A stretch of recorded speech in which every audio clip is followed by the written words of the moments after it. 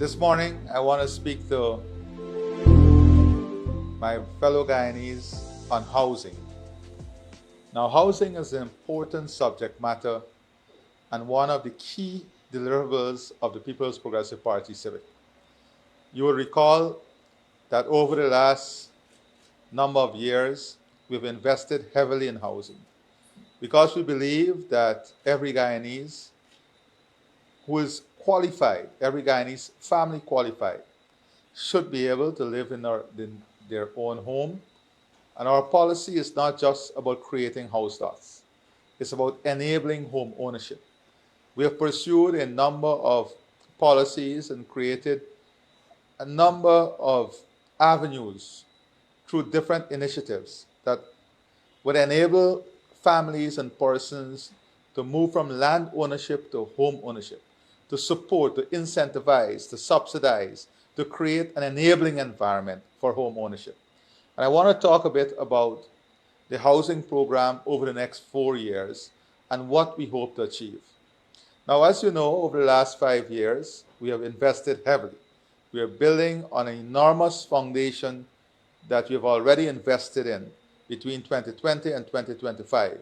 And of course, before that, in previous People's Progressive Party civic government.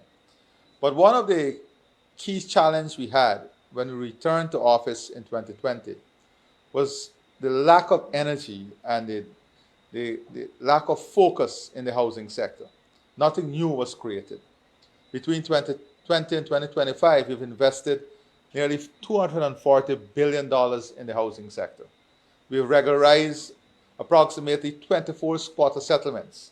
That is giving people ownership to their land, giving them the ability to use their homes and their houses as collateral. And many of those persons in the squatting settlement would have gone now to improving their homes, building businesses, and enhancing their lives. We've developed more than 100 housing areas. Yes, in the last 5 years, we've invested and developed more than 100 housing areas. We've distributed more than 50,000 house lots, and these lots are highly subsidized. In addition to that, you would recall that we have reversed VAT on locally produced building materials. We have more than 128,000 citizens benefited from land allocation and enjoy this wealth creation. We were able to transfer directly to these persons $94 billion in transferred wealth.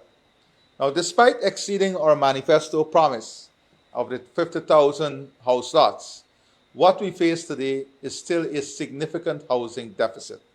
And I want to address this in a historic and a futuristic manner. Now, having distributed over 100,000 house lots since 1992 under various People's Progressive Party civic government, we have now shifted our attention over the next 5 years.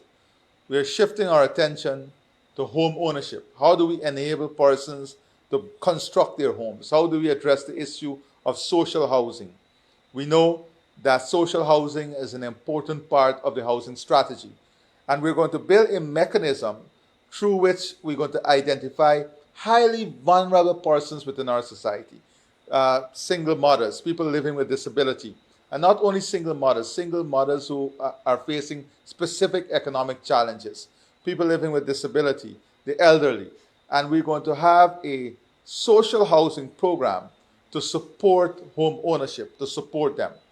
And in the 2025 manifesto, the PPP civic government promised to construct 40,000 housing units, not only now delivering lots, but actually constructing 40,000 housing units by the time we get up to the next elections.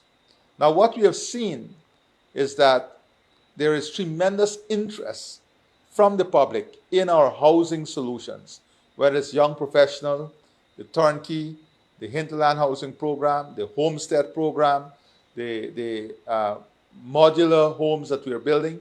So we are seeing, in addition to the 40,000 units that we have to build, an increase in demand for the homes that the ministry is constructing. And that is because the ministry is able to achieve economies of scale. And also the issue of managing contractors and managing construction, many persons do not have the time to do that. So we have gone out on an expression of interest. We have received more than 270 expressions of interest to construct housing units, and these are from varied prices. And this expression of interest was to help us to accelerate the development of areas and the construction of homes simultaneously to satisfy the growing demand. Now, in addition to having the companies, the infrastructure, and building of the homes, it is also important that the banking sector respond and help in supporting this gap. Now, because of various initiatives, the government was able to negotiate lower interest rate for mortgages and to support the housing program over the last 5 years. For example, the New Building Society, which holds a great share of the mortgage market, now offers mortgages at a cap rate of 5% on loans up to $30 million. The New Building Society had previously, in August 2022, significantly reduced mortgage rates on a tiered basis. Loans from $1 million to $4 million, 3.50%. Loans from $4 million to $9 million, 3.75%. And loans $9 million to $20 million, 5.70%. Those reductions benefited approximately 10,000, close to 10,000 mortgages, reducing their combined installment by $210 million annually. GBTI Bank participated in the government's low-income housing loan scheme, offering rates at 3.7% per annum for loans up to $9 million, 4.25% per annum between $9 million and $20 million, with 30 years repayment and a minimum of 5% equity contribution. What is the equity contribution? Before we started the program, the equity contribution by those who were seeking the loan was 25%. Now at GBTI, that equity contribution is only 5%. The Bank of Baroda also has similar initiative. Republic Bank Limited entirely removed the residential lending ceiling. So they removed the ceiling, meaning there is no limit on how much customers can borrow for the building of their homes. The bank offers a tiered interest rate structure with up to 100% financing. So not even the 5%, the 25% that the customer would have had to put in is completely removed. So they have 100% financing, starting at 3.5% for loans up to $9 million, 4.25% per annum of loans up to $20 million, and 5% for loans up to $60 million. And all of this is because of the incentive, the fiscal incentives and other incentives that the government has given to the banking sector and the confidence in the market. These mortgage packages come with extended period of up to 40 years, loan repayment period, and zero negotiation fees. Additionally, Republic Bank launched a mortgage move initiative, which is special incentive if you move. And other banks have launched this also. If you go to Demrar Bank and Citizens Bank, they have also reduced their interest rates substantially. And importantly, Citizens Bank has removed all of the legal fees and other fees. Demrar Bank also has removed all of their, has reduced significantly their interest rate in keeping with the various initiatives of government that enable home ownership, reduce the cost of financing, and giving longer term repayment period with less upfront costs. And that upfront cost would have been the contribution by the customer. Budget 2026 raised the low-income mortgage rate ceiling at commercial banks from $20 million to $30 million and extended that ceiling to approve insurance companies offering housing loans, deepening the competition and the pool of mortgage finance option available to citizens. So what we have done is to expand the options for lending and borrowing, which increase competition. The increase in the ceiling is also what allows the bank to reduce that interest rate. The government doubled the mortgage interest ceiling from 15 million to 30 million, making the interest on housing loans up to 30 million tax deductible. This, together with a rate reduction, has collectively returned 43.8 billion directly to the Guyanese families over the past 5 years. 43.8 billion we have returned back to the Guyanese families as a result of this tax-deductible mortgage interest relief and increase in the ceiling and all the initiative that allowed the reduction in interest rate. So $43.8 billion that would have otherwise been paid to the banking sector or taken out of your pocket has come back directly to Guyanese families over the past 5 years. First-time homeowners can now deduct 100% of the interest paid on housing loan up to $30 million from taxable income. Now, what are some of the policies we pursue to support this? The government has expanded the legal framework to promote the housing sector. In 2022, it passed the Condominium Act, which provides the primary legal framework for the creation, ownership, management, and termination of condominium schemes in Guyana, replacing the earlier 1989 Act and its regulations.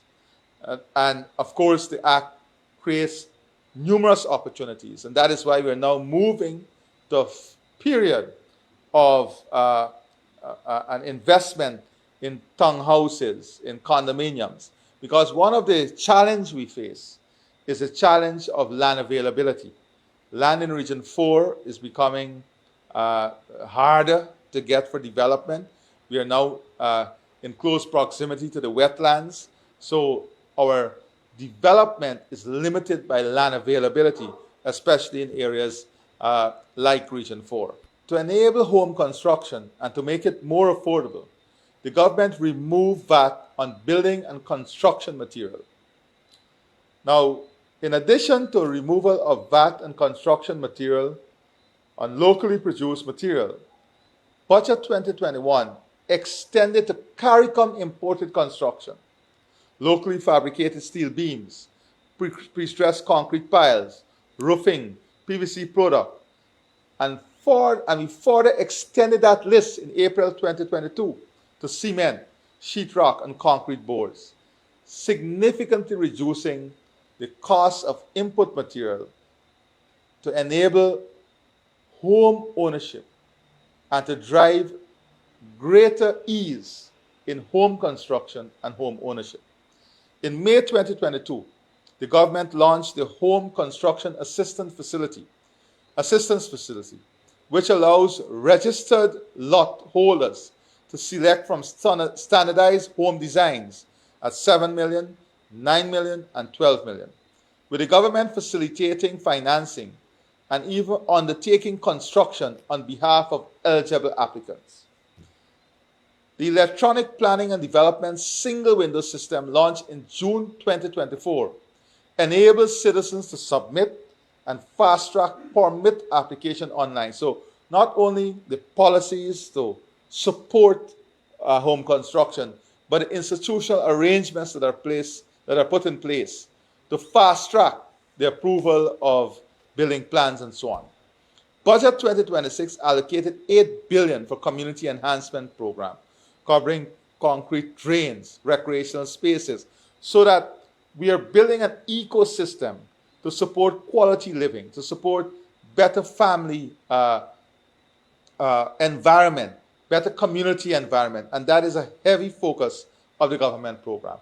Now, in addition to all of this, the subsidies that we have supported, the steel and cement subsidy that we have helped thousands of persons across the country. If you look at the regions that we have helped, the total approved support is over 4,000. Cement alone is over 2,500. Cement and steel, close to 1,500. So the steel and cement subsidy that goes to very vulnerable persons, has also benefited in excess of 4,000 persons.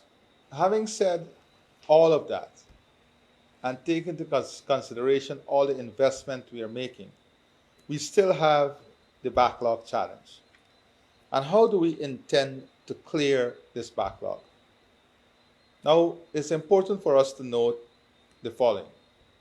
The number of house lot application received has notably increased from 2020 to 2025. When you compare that between 2015 and 2020, if you look at the chart, you will see that, for example, in 2015, from June to December, you had 2,000 applications. 2016, 5,000 plus. 2017, just about 4,700. 2018, 4,100. 2020, 6,700. Look at the difference between 2019, 6,356, and what we have received in 2025, 20,226 applications. Now, that is because of confidence in the system. That is because we have a lot of persons who are also remigrating. So Guyana faces a housing backlog now of approximately 75 to 78,000 pending application, and that is as of early 2026. What is interesting is that over 50,000 of that backlog is concentrated in Region 4. And that is one of the major challenges. 50,000 of the 75,000 is concentrated in Region 4.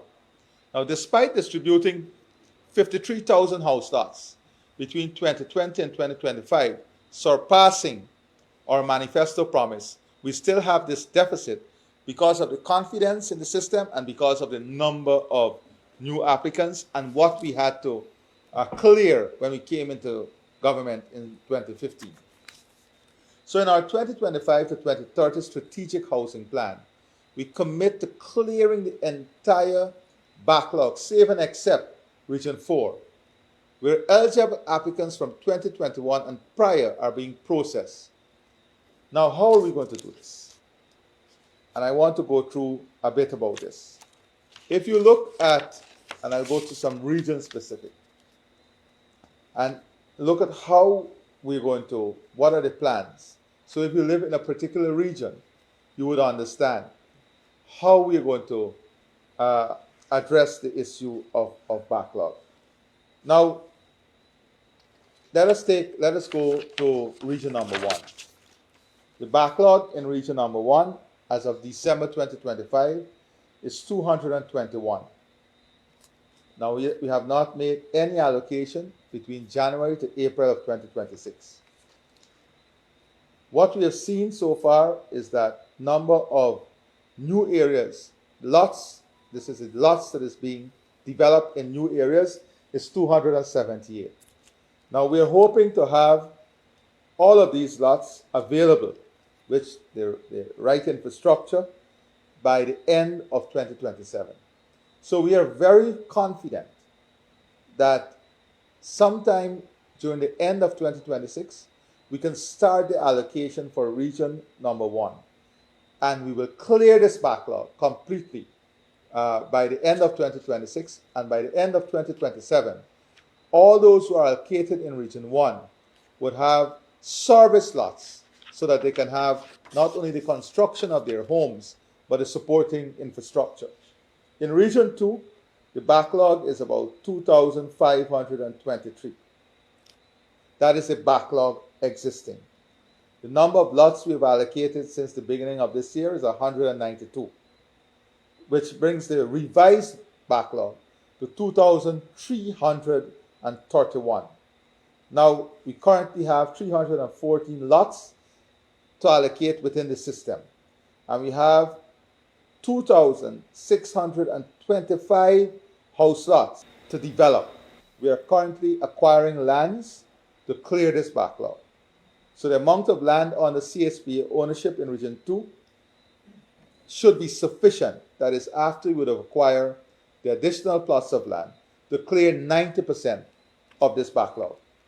The remainder, we have to buy private lands, and I want people to understand this. In Region 2, the government will now have to acquire private lands to clear the backlog and also to cater for future demand. That is where we are in Region 2.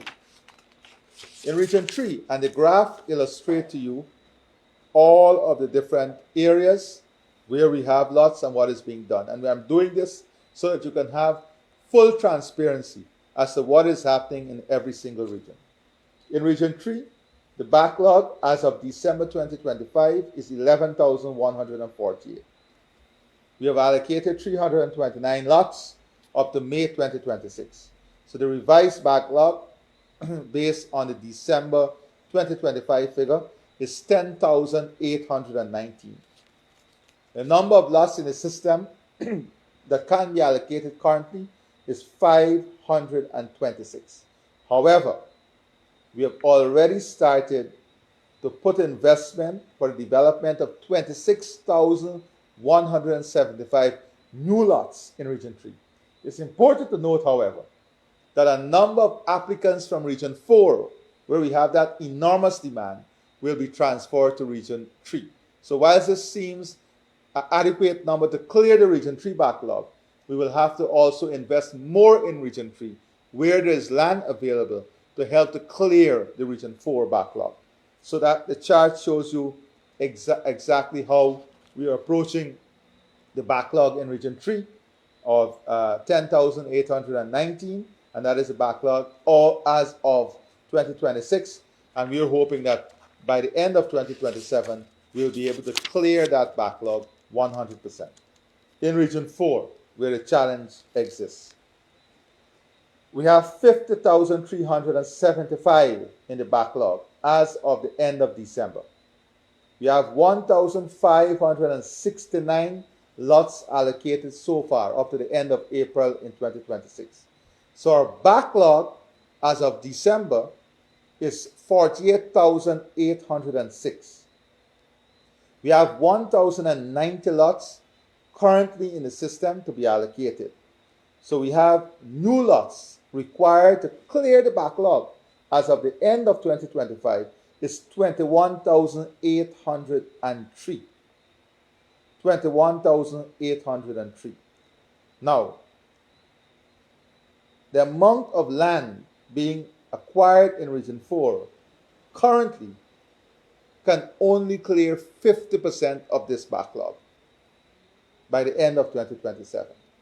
So I want Region 4 to understand this dilemma. That is why we're investing heavily in Silica City, and we're building out all these new highways to open up new housing areas along the Linden-Soesdijk Highway, new housing areas in Silica City and beyond, so that that can create new opportunities to clear this backlog in Region 4 and still create a 25 minutes travel distance away from the Georgetown, which is the area. So we want everything to be 25 minutes, 30 minutes in proximity to Georgetown. That is why the investment in this new highway is so important. Silica City, which will be Guyana's first smart urban center, will be located maybe 20-25 minutes away from Georgetown. We are looking to develop 3,800 acres of land there. Now, what this will allow us to do, and in the future expand to another 10,000 acres. Now, this flagship New Frontier is designed for a projected population of about 60,000 residents. 60,000 residents. And that will help us also with the Region 4 backlog. Now, if you look at Region 6, the backlog as of the end of December is 7,925. Current number of the current lots allocated as of April 2026 is 292. Revised backlog is 7,633. Number of lots currently available is 1,100. Number of lots in new areas that is being acquired is 7,520. So if you look at the graph, you will see at the current pace of infrastructure development, the entire Region 6 backlog is expected to be cleared by the end of 2027. Nonetheless, we are in discussion to acquire 230 acres of land to look at future demand and the expansion of Region 6. Region 7, the backlog is 475. We have 319 lots currently in the system. At the current pace of infrastructure development, the entire Region 7 backlog is expected to be cleared by the end of 2027. Region number 8, the backlog as of December 2025 is 103. We are currently developing 351 lots. At the current pace of infrastructure development, Region 8 backlog will be completely cleared by the end of 2026. If you look at Region 9, the backlog currently is 894. We have allocated 5 lots as of April of this year. We are currently developing 100 lots. The number of new lots that is being developed is 750. So based on the existing development plans, we are sure that we can clear this backlog by the end of 2027. Region 10, as of December 2025, we had a backlog of 3,398 lots. The number of lots currently available for allocation is 2,314 lots. So the number of new lots that we have to get is 1,274.